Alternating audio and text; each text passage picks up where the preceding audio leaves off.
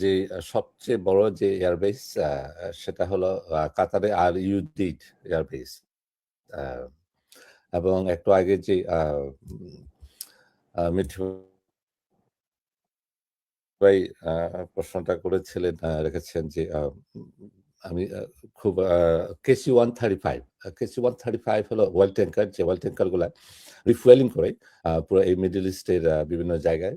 তো এগুলা প্রায় ৬টার মতো ধ্বংস করেছে ইরান বিভিন্ন প্রিন্স সুলতান এয়ারবেস সৌদি রিয়াদে, এবং অন্যান্য যে এয়ারপোর্ট গুলো আছে সেই এয়ারপোর্ট এগুলাতে এতগুলা হয় নাই, কিন্তু এখন যেগুলো আসছে এগুলো আপনার মিডল ইস্টের দিকে আসছে, এবং এটা থাকবে most of the West side of Arab countries, তার মানে হলো জর্ডানে এবং ইসরায়েলে। জর্ডানে থাকবে এবং ইসরায়েলে থাকবে, যেন কিছু সময় পাওয়া যায়। It's much more safer on Jordan এবং ইসরায়েল, কারণ তার দূরত্ব ইরান থেকে তার দূরত্ব বেশ কিছু দূরে। আচ্ছা, দেখেন, এই যুদ্ধটা শুরু হওয়ার কারণই হলো অর্থনীতি।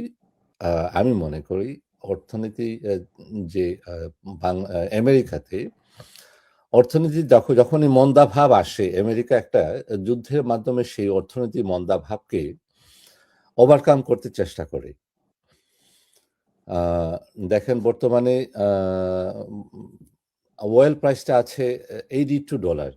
গত ৩ দিন আগে, ৪ দিন আগে, এই ৫ দিন আগেও ওয়েল ছিল $67-68 পার ব্যারেল। এই ব্যারেল চলে আসছে এখন $82। তো যখনই এটা ওভার দ্য $60 যাবে, তখনই প্রতিটা প্রাইস, প্রোডাক্টের প্রাইস, ওয়েলটা, ক্রুড ওয়েলটা শুধু তো একটা ওই পেট্রোল এবং অকটেন তাই তৈরি করে না, তার যে বাই প্রোডাক্ট, অনেকগুলো বাই প্রোডাক্ট, যে প্রোডাক্টগুলা, প্রতিটা প্রোডাক্ট আমাদের দৈনন্দিন জীবনে, প্রতিদিনের জীবনে আমাদের কাজে লাগে, এবং বিশেষ করে যাতায়াত এবং জ্বালানি শক্তিটাকে সবচেয়ে বেশি।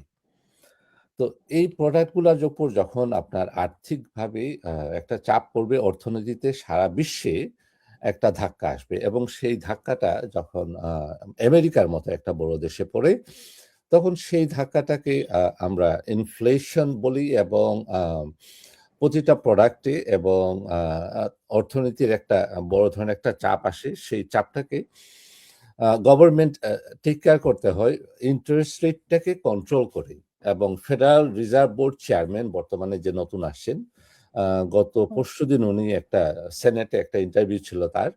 তো উনি বলেছেন যে আমি চেষ্টা করব যে প্রেসিডেন্ট, এক্সিকিউটিভ পাওয়ার, প্রেসিডেন্ট যেন আমার উপর কোনো ক্ষমতা প্রয়োগ না করতে পারে, কিন্তু আফটার অল যেহেতু উনার বসই সে, কারণ প্রেসিডেন্ট ট্রাম্প ওনাকে নমিনেশন দিয়েছেন এবং উনাকে বসিয়েছেন এখানে, ফেডারেল রিজার্ভ বোর্ডের চেয়ারম্যান বানিয়েছেন, তখন উনি বলেছেন যে সারা বিশ্বের অর্থনীতির উপর ডিপেন্ড করে আমি ফেডারেল রিজার্ভ ইন্টারেস্ট রেটটা ডিসিশন নিব। তো বর্তমানে আছে 10 ইয়ার্স ট্রেজারি ইন্টারেস্ট রেট আছে 4.57। যখনই এটা 4.4 এর উপরে চলে যায়, তখন আপনার যে ইনফ্লেশন এবং আপনার আমেরিকার যে পেমেন্ট সিস্টেম, যে বন্ডের পেমেন্ট সিস্টেম, সেটার উপর একটা বড় ধরনের ধাক্কা আসে। এর জন্যই করা হয় কি, আমেরিকার প্রেসিডেন্ট মাথা নষ্ট হয়ে যায় যে কিভাবে এই ইন্টারেস্ট রেটটাকে কমানো, এবং বিভিন্ন ফরেন আউটসোর্সিং করা, যেমন আপনাকে যুদ্ধ লাগা, বা আপনার বিভিন্নভাবে বাইরের থেকে আউটসোর্সিং করা, এটার উপর আপনার গুরুত্ব চলে আসে। তো আমি বলবো যে president Trump, he is on a wrong path, আপনার রং ভাবে যাচ্ছেন, এবং যেভাবে গত ৩-৪ দিন আগে রাশিয়ান ফরেন মিনিস্টার উনি বলেছেন যে third war already started, nobody is feeling it, যে থার্ড ওয়ার্ল্ড ওয়ার অলরেডি শুরু হয়ে গেছে, এবং আপনার অনেকে এটা বুঝতে পারছেন না। তো আমার মনে হয় যে ওনার কথাকে যদি আরেকটু গুরুত্ব দেই, তখন আমি বলবো যে আরেকটু সময় লাগবে। এখনো যেহেতু এই হুম, ওয়ারটা একটা ইলিগাল ওয়ার ছিল, এটা ইরাক ওয়ার যেমন প্রেসিডেন্ট জুনিয়র বুশ শুরু করেছিলেন ২০০৩ সালে। উনি উনার কাছে সেই অ্যাপ্রুভালটা ছিল। সেনেটের অ্যাপ্রুভাল ছিল, কংগ্রেসের অ্যাপ্রুভাল ছিল। কিন্তু হুম, ডোনাল্ড ট্রাম্প আ এই কংগ্রেস এবং সেনেটের কোনো অ্যাপ্রুভাল নেননি। যার ফলে হুম, এটাকে আমেরিকার জনগণ বলছে বারবার যে এটা একটা ইল্লিগাল হুম, ওয়ার। এটা এটা কোনোভাবেই অ্যাকসেপ্টেবল না।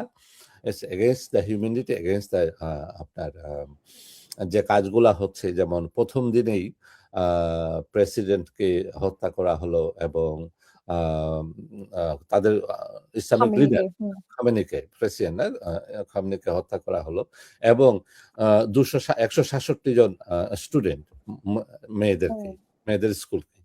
এইটা স্কুলে হত্যা করা হয়। অনেক বড় এবং একটা আরো গুরুত্বপূর্ণ হ্যাঁ। কর্মকর্তাদেরকেও তো তারা হত্যা করেছে। হুম, তবে আমার এই মুহূর্তে ওগুলা কিছু থেকে মনে যে পড়ছে না। সামরিক ঘাঁটি থেকে যে সিভিলিয়ান হুম, হত্যাটাকে মোর আপনার ধরা হয় যেটা, যে এটা হুম, কিভাবে এটা আ একটা যুদ্ধ তো হয় আপনার মিলিটারি ১০০ জন মিলিটারি মারা যাক, কারণ তাদের যুদ্ধের জন্য তারা তৈরি। কিন্তু একজন সিভিলিয়ান হত্যাটা এটাকে আনএক্সেপ্টেবল। এর জন্য এটাকে অনেক গুরুত্ব দেয়া হয় যে এই ১৬৭ জন যে আ ছোট বাচ্চারা, মেয়েরা আ মারা গেছে সেই এটাকে অনেক গুরুত্ব দেয়া হচ্ছে প্রতিটা ইস্যুতে।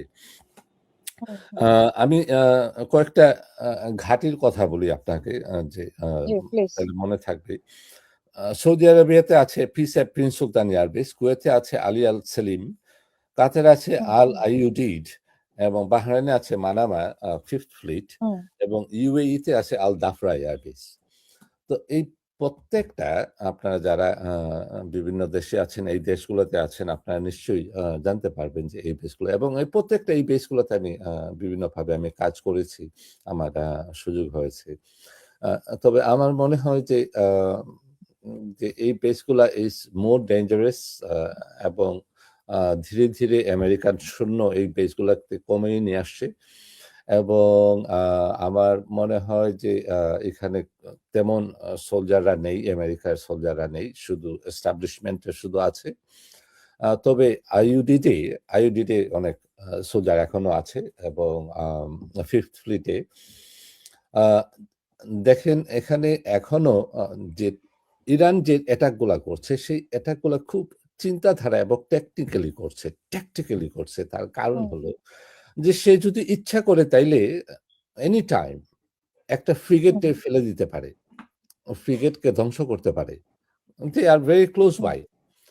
কোনো ম্যাসিভ কোনো অ্যাটাক এ যাচ্ছে না। আ আপনার যেখানে আম আমেরিকার আ আ বড় ধরনের ক্ষতি হবে। যদি এটা হয়, তাইলে হুম, আপনার এই আ ইরান আমেরিকার একটা সেন্টিমেন্ট গ্রো হবে আমেরিকার ভিতরে যে আমাদের ১০০-২০০ সোলজার মারা গিয়েছে। অতএব প্রেসিডেন্ট ট্রাম্প তুমি আমাদেরকে আ ইয়ে দাও, আ জনগণ প্রেসিডেন্ট ট্রাম্প বলবে জনগণকে এবং কংগ্রেসকে এবং আপনার সেনেটকে যে আমাকে এই যুদ্ধ করার পারমিশন দাও আর্টিকেল 1 এক্সারসাইজ করার। তো এই হুম, সুযোগটাও ইরান দিচ্ছে না। কারণ ম্যাসিভ অ্যাটাক করে কোন কিছু ধ্বংস করতে যাচ্ছে না। আমার কাছে তাই মনে হচ্ছে।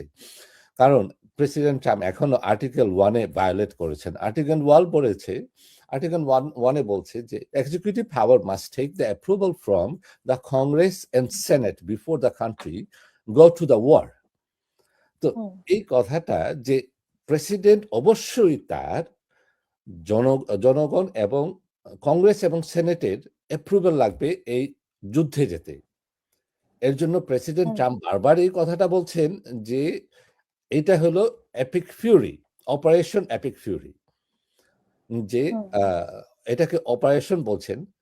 ইনি আর্টিকেল 2 টাকে এস্টাবলিশ করার চেষ্টা করছেন। আর্টিকেল 2 বলছে, "executive power may go to war if the country is in imminent threat" এবং উনি বারবার এই হুম, কথাটাই বলছেন যে, "আমি যদি অ্যাটাক না করতাম, তাইলে ১ সপ্তাহের ভিতরেই ইরান আমাকে অ্যাটাক করত এবং আমার এস্টাবলিশমেন্ট এ অ্যাটাক করত।"